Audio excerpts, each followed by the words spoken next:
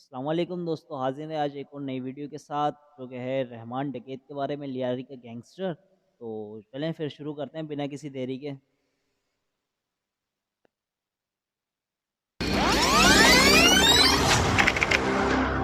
जी हाँ, इस किरदार का नाम है सरदार अब्दुर्रहमान बलोच अल मारूफ रहमान डकैत, जो अफशानी गली वाले दादल बलोच का बेटा था और इसके बाप का कातिल इकबाल उर्फ बाबू डकैत था। आपको ये बात सुनकर हैरानगी होगी, मसीहा और समाजी रहनुमा समझा जाने वाला रहमान डकैत अपनी ही माँ का कातिल भी था, मगर लियारी में रहमान डकैत का तस्वुर सखी लुटेरे जैसा था।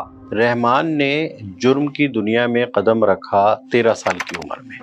रहमान ने अपने पड़ोसी को जो है वो मामूली से झगड़े की बिना पर छुरी मारी और छुरी मार कर जो है वो फरार हो गया।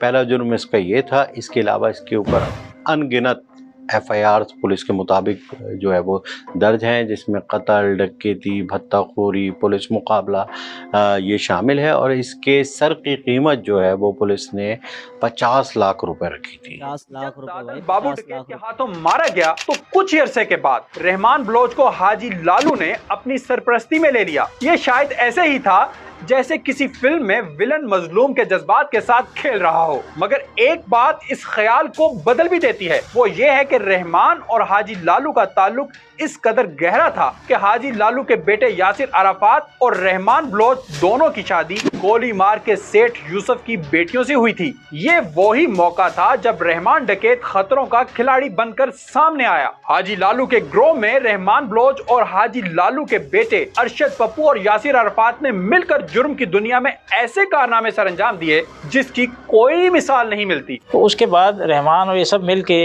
यासिर अराफात, पप्पू मिलके ये सब इस कारोबार को देख रहे थे और इनका जो मतवे नज़र था वो ये था कि हम जॉइंट वेंचर के तौर पे इसको एक कुव्वत में होकर चलाएं ताकि बाकी ग्रुप्स के साथ हम लड़ सकें। कुछ अरसे तक तो ये पार्टनरशिप चली, मगर फिर एक ऐसा वाकया हुआ जिसके बाद दोनों ने हमेशा के लिए राहें जुदा कर ली। जब हाजी लालू के पास अब्दुर्रहमान बलोच के कुछ पैसे जमा हो गए जो तकरीबन 1 करोड़ रुपए थे, तो हाजी लालू से उसने तकाजा किया रहमान ने कि मुझे मेरे पैसे दिए जाएं। तो ज़रा ये बताते हैं कि हाजी लालू ने जो है वो रहमान को गिरफ्तार करा दिया। जब वो गिरफ्तार हुआ तो फिर उसके बाद रहमान को जो है वो पेशी पर ले जाया गया। पेशी पर जाने के दौरान उसको बी क्लास दी गई और रहमान को जो है वो फिर वहाँ से उसने सिटी कोर्ट से फरार हो गया। कराची की एक नामवर हस्ती लियारी की थी अनवर भाईजान। अनवर भाईजान जो है वो अरशद पप्पू की बीवी का मामू था, सगा मामू। तो इस पर जो है वो रहमान ने एक तीर से 2 शिकार किए। एक तो वो अरशद पप्पू को जो है वो ठेस पहुंचाना चाहता था, बदला लेना चाहता था। दूसरा अनवर भाईजान सरगर्म थे तो उन्हें हटाना चाहता था। तो इसने जो है वो उस वक्त अनवर भाईजान को मारा जब वो किसी जनाजे से वापस आ रहे थे। इसी खून रेजी में अरशद पप्पू ने भी ईंट का जवाब पत्थर से दिया। पप्पू ने हब चौकी के पास रहमान के चचा को कत्ल करने से पहले फोन पर रहमान को बताया कि सुन, मेरी बात सुन। फिर उसने रहमान के चचा को गोलियों से भून दिया। अरशद पप्पू के ग्रोह ने चुन चुन कर रहमान के कारोबारी मफादात को भी निशाना बनाना शुरू किया। बेबस रहमान डकैत को अब लियारी छोड़कर बलोचिस्तान भागना पड़ गया। मारा मारी की इस जंग ने कहानी का ऐसा रुख बदला कि लियारी ने आलमी तवज्जो हासिल कर ली और लियारी इंटरनेशनल मीडिया के रेडार पर आ गया। चाकीवाड़ा के इलाके संगोलैन की झटपट मार्केट के करीब बलोचिस्तान जाने वाली पब्लिक ट्रांसपोर्ट के एक बस अड्डे का ट्रांसपोर्टर और टाइम कीपर फैजू एक नया किरदार। फैजू कौन था और आखिर वो रहमान डकैत के लिए इतना अहम क्यों था, ये जानने के बाद आप एक बार जरूर चौंक जाएंगे। चलें अब आपको इस किरदार फैजू की कहानी सुनाते हैं। फैजू बस अड्डे और इर्द गिर्द के इलाके से भत्ता वसूली करता था, जो इसका कुछ हिस्सा पुलिस को और रहमान डकैत को पहुंचाता था। अरशद पप्पू ने फैजू से कहा कि अब भत्ता रहमान को नहीं, हमें देना होगा। इसके बाद क्या हुआ? एक मौके पे एक ट्रांसपोर्टर का अगवा होता है और उस ट्रांसपोर्टर को अगवा के बाद कत्ल कर दिया जाता है। यहाँ से गैंग में एक टूट फूट शुरू होती है और ये जो शख्स था जिसको कत्ल किया गया, ये रहमान डकैत के लिए बहुत इम्पोर्टेंट था और रहमान डकैत ने उसके लिए अरशद पप्पू से कहा कि तुम ये ना करो। अरशद पप्पू ने उसकी बात नहीं सुनी और वो ट्रांसपोर्टर जो है तावान ना देने की पादाश में मारा गया। ये ट्रांसपोर्टर उज़ैर बलोच का बाप था।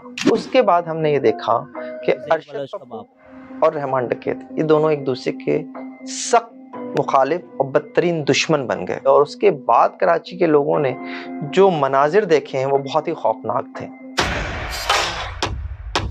जी हाँ, उज़ैर बलोच उसी ट्रांसपोर्टर फैजू का बेटा है और रहमान डकैत के बचपन का दोस्त भी। बाप के कत्ल से पहले उज़ैर बलोच जुर्म की दुनिया से बिल्कुल दूर था। वो लियारी जनरल अस्पताल में वार्ड बॉय की मुलाजमत करता था। अरशद पप्पू के हाथों उज़ैर के बाप के कत्ल के बाद रहमान ने उज़ैर को बिल्कुल वैसे ही अपनी सरपरस्ती में ले लिया जैसे कभी हाजी लालू ने खुद रहमान की सरपरस्ती की थी। रहमान डकैत की ताकत में इजाफा हो रहा था। उसकी बड़ी वजह रहमान को मिलने वाली सियासी सरपरस्ती थी।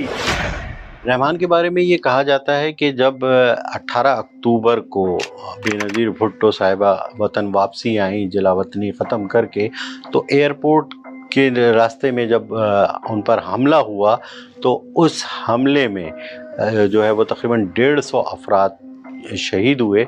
उस वक्त रहमान डकैत जो है वो बेनज़ीर भुट्टो का सिक्योरिटी अफसर था और उसने जो है बेनज़ीर भुट्टो की गाड़ी से उन्हें निकाला और अपनी गाड़ी में बिठाकर बाहिफाजत जो है वो बिलावल हाउस पहुंचाया था। और सिर्फ यही नहीं बल्कि ये चीज़ें भी ऑन रिकॉर्ड हैं कि रहमान के ज़रिए बिलावल हाउस की एक्सटेंशन का काम लिया गया। जो बिलावल हाउस के इर्द गिर्द के मकानात थे वो कैसे खाली कराए गए, ये भी किसी हद तक लोगों को पता है।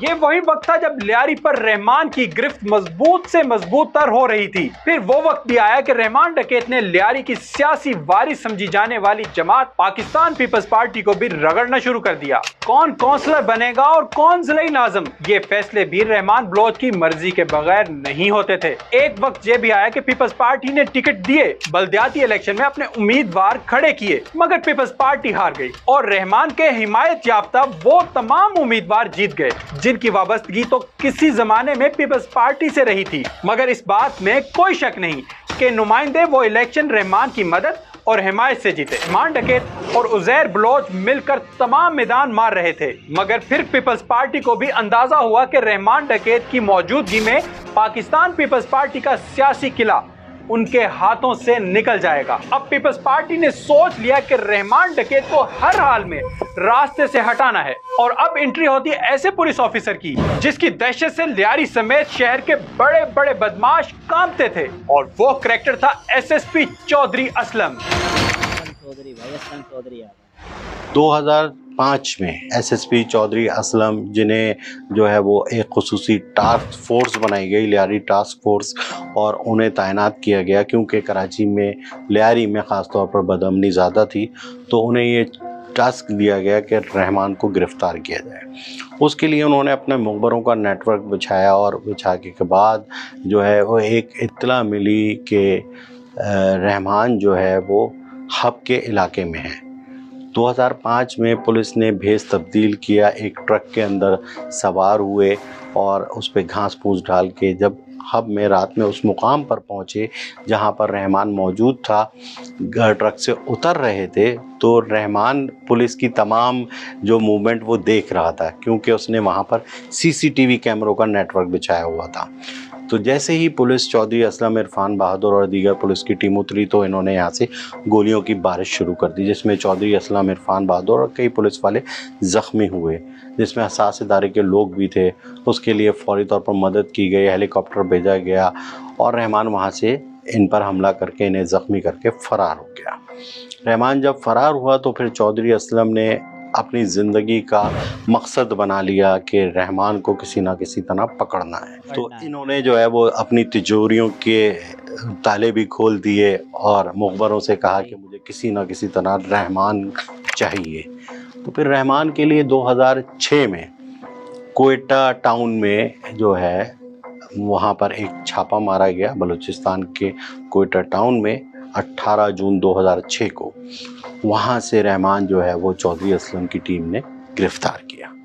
जब रहमान को पकड़ा और पकड़ के खुफिया तौर पर कराची लाए तो उसे गार्डन पुलिस हेडक्वार्टर के अंदर जो चौधरी असलम का सेल था वहाँ पर रखा गया। वहाँ पर उसकी खूब खातिर मदारत की गई, उसको उल्टा लटकाया गया और उससे जिस तरह रिवायती अंदाज में पुलिस तफ्तीश करती है, उस दौरान रहमान ने जो है तमाम अपने जराइम के बारे में पुलिस को बताया, जो कि वीडियो रिकॉर्ड भी है, वो पुलिस के पास है। वो अभी तक मंजर आम पर नहीं आया है। वो इसलिए नहीं आया है क्योंकि पुलिस ने उसकी गिरफ्तारी डाली नहीं थी। जब जून में पुलिस ने इसको गिरफ्तार कर लिया, अगस्त में रहमान जो है वो चौधरी असलम की टीम के 1-2 मेंबरान को भारी रकूम देकर, कहते हैं कि 5 करोड़ रुपए की रिश्वत देकर वहाँ से भाग गया। जब रहमान दूसरी बार फरार हुआ तो फिर जो है वो एक तरह से चौधरी असलम और इनकी टीम का डिमोरलाइज हुई और इन्होंने जो है वो रहमान की गिरफ्तारी तो डाली नहीं थी, इसलिए बच गए कानूनी कार्रवाई से। लेकिन जिन लोगों को पता था और जिन इदारों को पता था उनकी तफ्तीश में आ गए और इनसे तफ्तीश शुरू होने लगी। तो रहमान 2 बार पुलिस की कस्टडी में आया, फिर भाग गया। फिर जब रहमान भाग गया तो फिर उसकी गिरफ्तारी के लिए फिर कोशिशें शुरू कर दी गई कि रहमान को हर सूरत में चाहिए। तो फिर रहमान की एक इन्फॉर्मेशन आई कि वो जो है वो कराची आ रहा है। तो उस पर जो है वो पुलिस ने एक एनकाउंटर किया जिसमें रहमान को और उसके साथियों को मार दिया जब वो कार में आ रहा था। वो चौधरी असलम की टीम थी जिसने रहमान को मुकाबले में मार दिया। 9 अगस्त 2009 इतवार को रात गए पुलिस मुकाबले में रहमान डकैत और उसके 3 साथियों का चैप्टर हमेशा के लिए क्लोज हो गया। मीडिया रिपोर्ट्स और दीगर शवाहिद के मुताबिक ये पुलिस मुकाबला मुतनाज़ा था। दरअसल रहमान बलोचिस्तान के इलाके विंदर में मरा, मगर ये मुकाबला और इसकी मौत का मुकाम कराची का इलाका गुलिस्तान जोहर जाहिर किया गया।